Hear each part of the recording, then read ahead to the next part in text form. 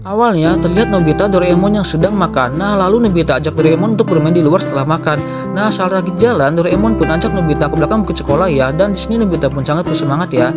Dan setelah sampai di belakang bukit sekolah, Nobita melihat seorang kakek sedang mencari sesuatu. Dan ternyata kakek itu sedang cari fosil ya. Dan setelahnya Nobita Doraemon pun ikut mencarinya juga ya dengan bersemangat. Tapi di sini kakek itu nggak temukan fosil, tapi menemukan hewan purba yang sangat langka, hewan yang telah hidup dari zaman dulu. Wah, keren ya. Di sini Nobita Doraemon pun sangat senang ya jadinya.